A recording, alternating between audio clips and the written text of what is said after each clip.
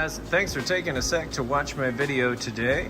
You hopefully stumbled upon this because your washer, if it looks like this, it could possibly say Roper right here, Whirlpool, Inglius. There's a few different surnames, but all of these machines are made by Whirlpool. They have the center agitator. Some of them might not have the center agitator, but for this particular model that had this really bad issue of going off balance, most of them have this center agitator. But that's probably why you're here. You have this machine or a machine just like it, and it's going off balance, really going crazy, rocking back and forth, or machines even dancing around. First thing you can do to make sure that the 4 suspension rods, which is what we're addressing today, that's your actual issue. So if you open this up and with the basket empty and no water in there, if you just kind of press on this, see how springy that is? Like a bouncy ball or something, or a basketball. It's not supposed to do that. You're not supposed to be able to do that. This should be real tough with lots of resistance to push down, and it shouldn't spring back up like that. Now I know for a fact that that's the issue with this machine, so we're gonna go ahead and address that today. So what we're gonna do, right underneath the lid here is the model number. So I'm gonna take my iPhone.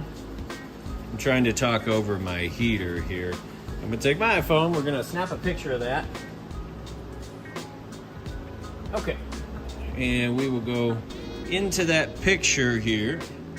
You can see now on these newer iPhones, we can just hold and copy that model number. Let's go here to Google, Appliance, Parts, Pros. It's a site I like to go to for this. Okay, there it is there. Now right here where it says model number or part number, we're going to tap on that and paste our model number of our washer in there. We're going to hit go. Okay, and it's going to find all of these parts here. And there's the suspension rod kit right there, so we're going to tap on that. Now what I'm after here, so $55.29, probably 3-4 days shipping. Says it's in stock. So you could just order it straight from here and get your parts, and I'll show you how to install them. However, I'm an Amazon Prime person, and sometimes I get my stuff next day because I'm kind of close to a Amazon warehouse. But manufacturer's part number, we're gonna highlight that and hit copy on it. Okay, because that's the number everyone else is gonna know this kit by. So now we're gonna paste that up here at Amazon. I'm gonna search for it. And so right here, let's see, for $35.37, I can have this in 2 days, and it's cheaper, and it's got almost 5-star reviews. Let's see if I can get any of them sooner. Nope, looks like 2 days is as fast as I can get it. So on this one with a little bit better reviews, and I make sure my numbers are the same from what I searched up top, the 0048. Click on that again. Part number, yep, 0048. All that matches. Has what I need, the 4 suspension rods with the little keepers there. So I'm gonna go ahead and order that.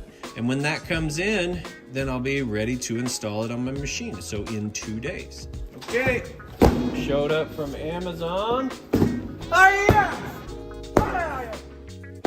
Probably better just use a knife.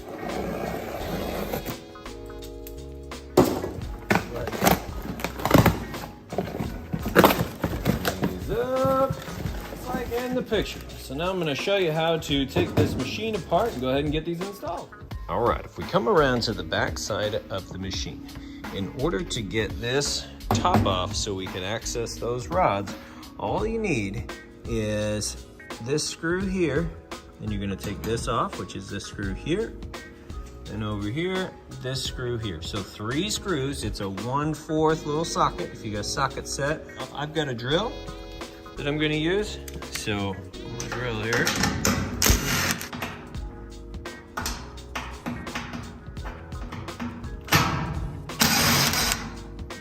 Okay, last one.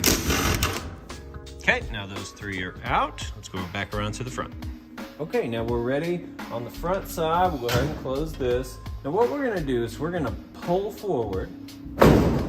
This, it pulls forward, then we're gonna lift up and then push it back. Now it lifts straight up like that.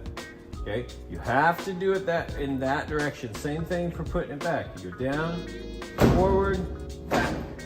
Okay, this can be the most frustrating part of this whole job. So it's on the forward, up, back, and it lifts straight up. Probably gonna wanna put some duct tape or something here just so it doesn't completely fly backwards up. Mine will be fine just like that. And yes, it's filthy. This stuff builds up, and of course before I sell a machine, I go through and clean everything. It gets a nice little bleach clean and everything's like brand new when I'm done with it. However, what we're after is we are after these 4 rods right here. Let's take a look at what we're dealing with. So the way I like to do this is just 1 at a time or 2 at a time. We'll take a look here. You can see just how springy that is. And the giveaway that this one had issues with these and bounced all over the place is this plastic up here is busted off. You can see where it's chipped all the way and it's kind of roughed up over here. That's from reaching up and bouncing and hitting and breaking these spots. It doesn't affect the washer at all for that to be broken. It just doesn't look very good if you've opened it up.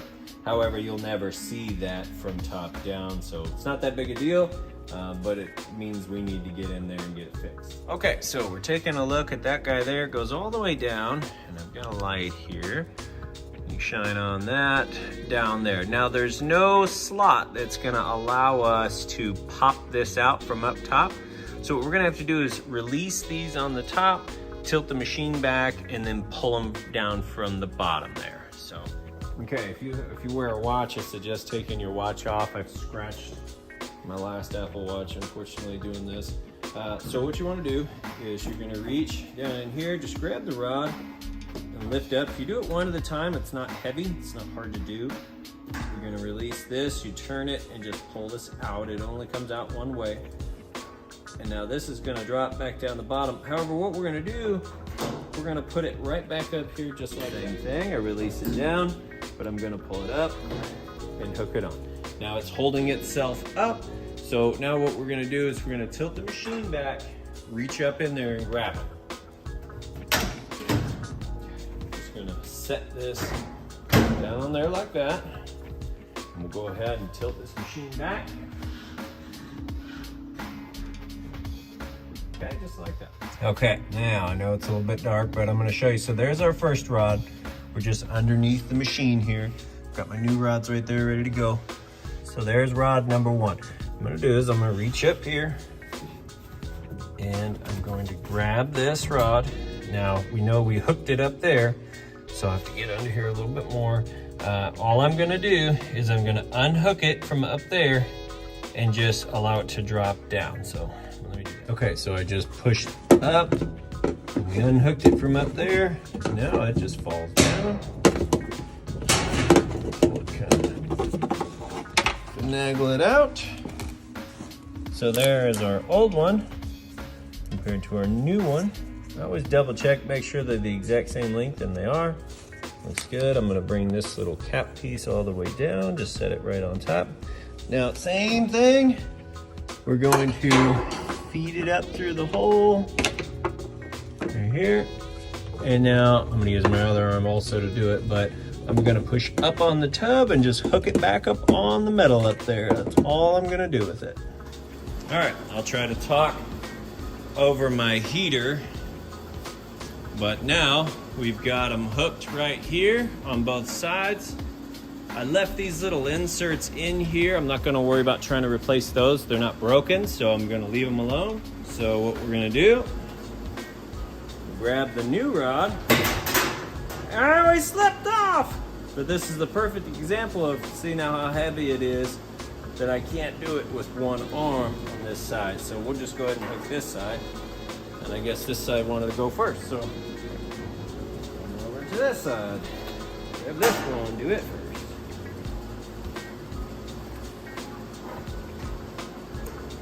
Just gonna pop it up through here, slide this new little keeper on. Just make sure that it's clipped on the bottom of the rod, if you can see that. I mean, it only goes one way. And there it's on. Perfect, just like that. Back to the other side. Same thing. Up, on. And if you just kind of pay attention to how you took the old one off, you'll be able to put the new one on.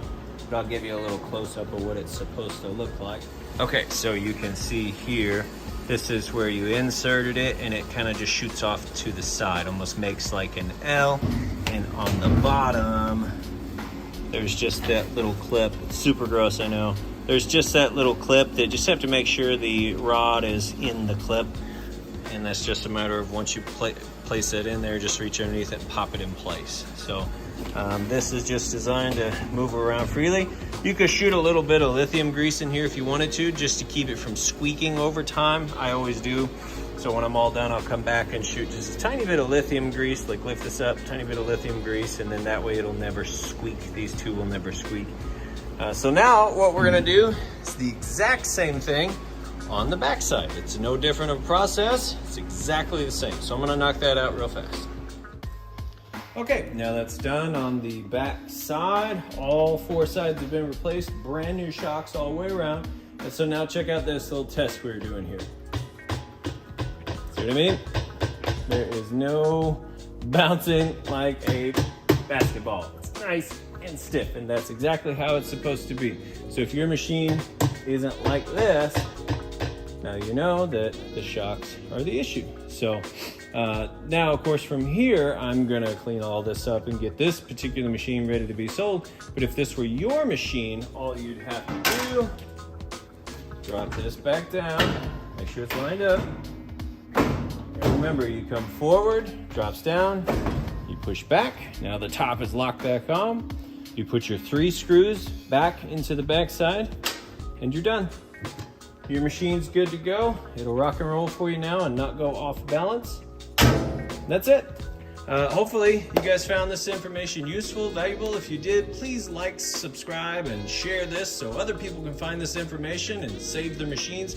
I have kind of a goal of keeping these machines from being scrapped and thrown into a landfill, and keeping people going with their appliances as long as possible, especially in this day and age. We're trying to hang on to our money.